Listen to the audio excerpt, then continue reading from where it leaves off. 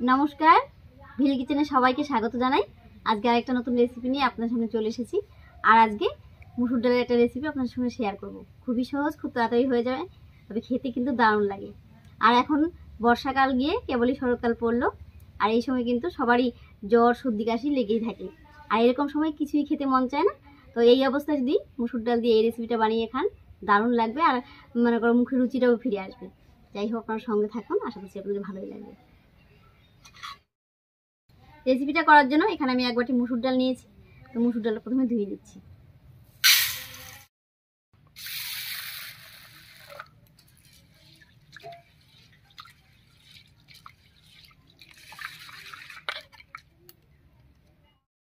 মুসুর ডালটা ধুয়ে নিলাম, এবার উনুনটা জ্বালিয়ে নেব।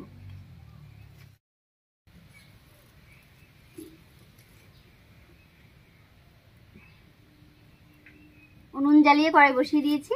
এবারে কড়াইয়ে জল দিয়ে মুসুর ডালটা সেদ্ধ করে নেব।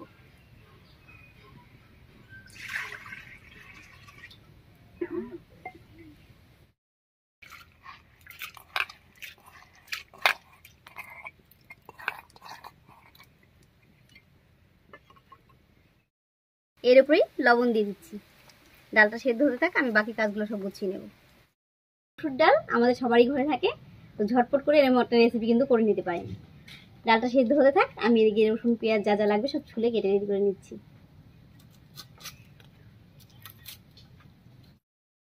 রসুন পেঁয়াজটা ছুলে নিয়েছি। এদিকে ডালে বলক উঠে গেছে। এবার ডালের উপর থেকে এই যে ফেনাটা যে জমেছে, এই ফেনাটা আমি ফেলে দেব। ফেনাটা ফেলে ঢাকা দিয়ে সেদ্ধ করে নেব।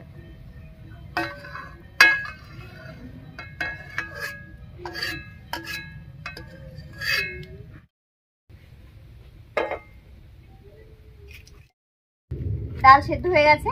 এবার ঢাকা খুলে ডালের মধ্যে যে অতিরিক্ত জলটা আছে সেই জলটা শুকিয়ে নেব।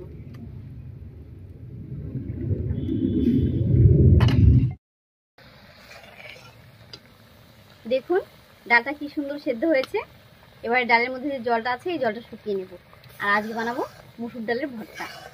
তার জন্য ডালটা খুব ভালো করে সেদ্ধ করে নিয়েছি। ডালের জলটা পুরো শুকিয়ে গেছে। এবারে ডালটা নামিয়ে দিচ্ছি।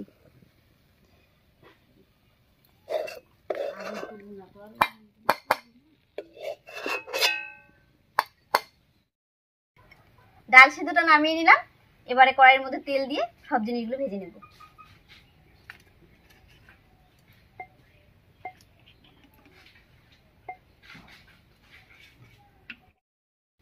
তেল গরম হয়ে গেছে। তেলের মধ্যে প্রথমে কয়েকটা শুকনো লঙ্কা দিয়ে দিচ্ছি।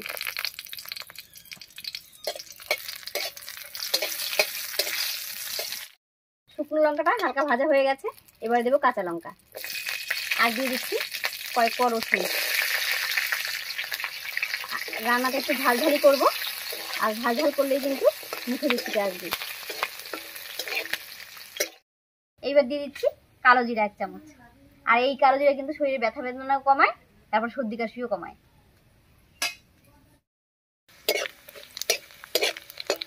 এবারে দিয়ে দিচ্ছি পেঁয়াজ কুচি।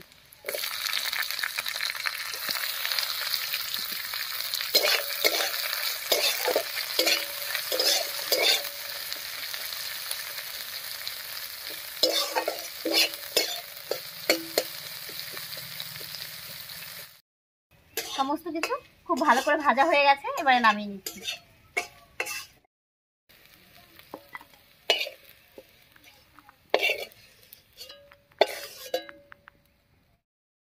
এবারে ভাজা মশলাগুলো সব শিলনোড়ায় হালকা করে বেটে নেব।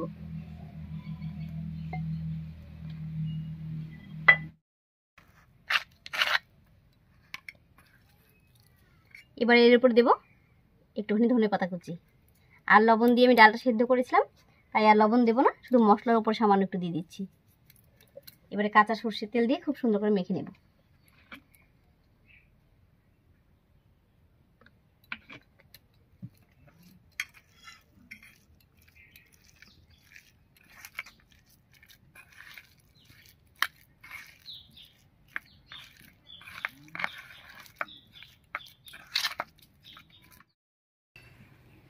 ডাল সেদ্ধটা খুব সুন্দর করে মেখে নিয়েছি।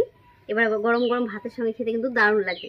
তবে এটা কাঁচা পেঁয়াজ দিয়েও মাখা দিত, আর কাঁচা পেঁয়াজ দিয়ে মাখলে সঙ্গে সঙ্গেই খেতে হতো, একটু রাখা যাবে না, একটু অন্যরকম গন্ধ হয়ে যায় পেঁয়াজ কেটে রেখে দিলে। তাই আমি ভাজা পেঁয়াজ দিয়ে মাখলাম। গরম গরম ভাতের সঙ্গে এক টুকরো পেঁয়াজ দিয়ে খেলে দারুণ লাগবে খেতে।